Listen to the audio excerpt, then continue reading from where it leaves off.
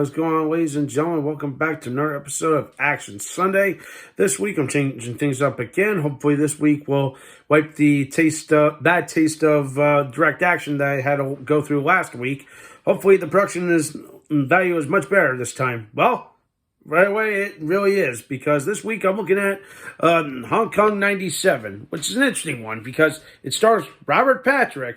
And this movie, even though it's set in 1997, it came out in 1994. So, I don't know. Very weird, odd title, but not to be confused, there's a video game with the same name. But of course, that I don't talk about. But let's just focus on the movie at hand. So, right away, I will tell you this movie is I would say leaps and bounds better than from what I go through last week, because the plot of this one is really interesting because it feels more like a political action thriller, if that makes sense, because it plays off of actual historical events that happened, even though depending on which way you look at, like an alternate version of history kind of thing. So, takes place on the course of one night, which is June 30th / July 1st kind of thing, because it's the last day of under British rule, and of course transfer of powers being transferred over to China kind of thing. And of course, right away from the opening shot, they're already establishing that there's tensions, that there might be panic in the streets kind of thing.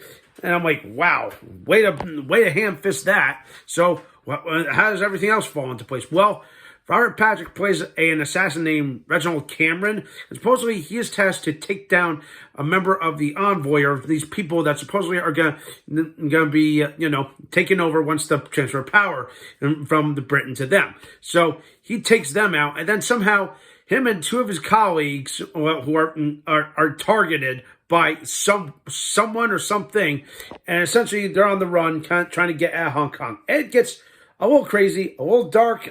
I wouldn't say that, but I will say, definitely already, everything is a hell of a lot better. The production value, love the setting, love the location. But I feel like, for the runtime of an hour and a half, I feel like they crammed a lot into this. Like a lot of interesting character development and a lot of exposition, not compiled with some of the historical aspect. Well, depending on how you look at it. And you get something pretty interesting. Like I said, it's a political thriller. It kind of works in a way, but also at the same time, it feels like, okay, this is like gentle, very, very tangible territory we're going into, because again, like assassinations planned on a day of, hey, something great and something amazing is about to happen, even though they're trying to build this up as tensions are about to go over. There might be a war. Well, that never happened. The Chinese were celebrating. There was a party going on.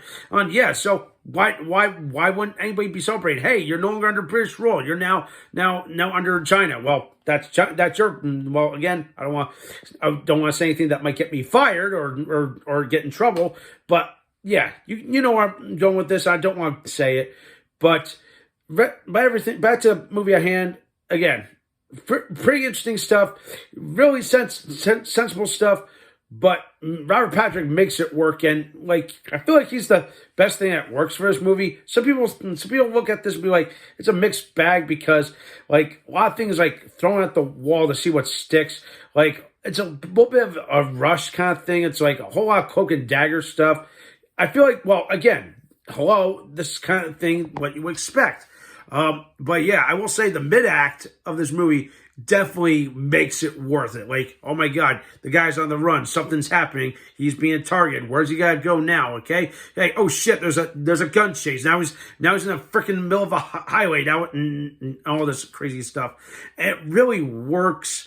But man, the cast kind of brings it home. It just makes you go, yeah, I really enjoyed this. So again, it's a damn shame that fortunately this movie was one of those straight to VHS releases, but hopefully maybe we will get a re-release someday, because apparently the parent company of this movie is now owned by Lionsgate, so there's some hope.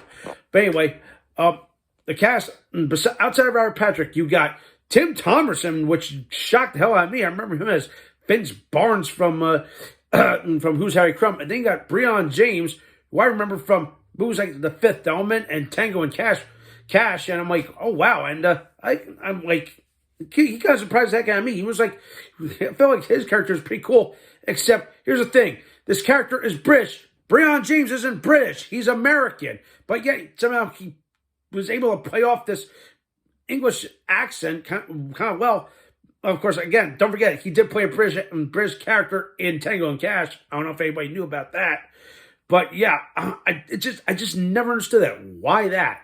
But other than those, again, I feel like I'm nitpicking, but it just had me baffled. Like, why would they go in this direction? But everything else feels pretty good. The final part is where I feel like you finally get the sense of, okay, what's finally happening? Where's this all gonna be? Who's really behind all this? And you're like, oh, okay, it's someone that you never expected. Also, he was introduced in the movie at the last minute.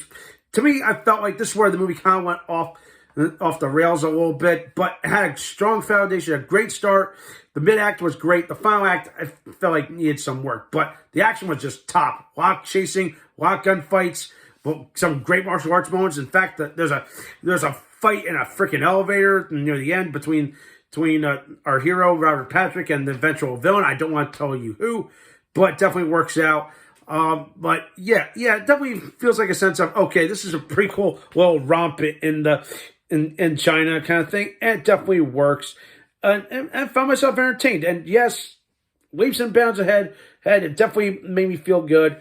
And of course, again, it's really odd to see Robert Patrick take a commanding lead for a movie that literally came out, 2 years after T2? Pretty good. All right. I know it's kind of late, but I'm gonna get down to business. After all of this, I feel like this is definitely an above average movie. I would say give this movie a watch. I was able to find this on YouTube, folks, and with that in mind, I'm gonna give this movie maybe a 5.5.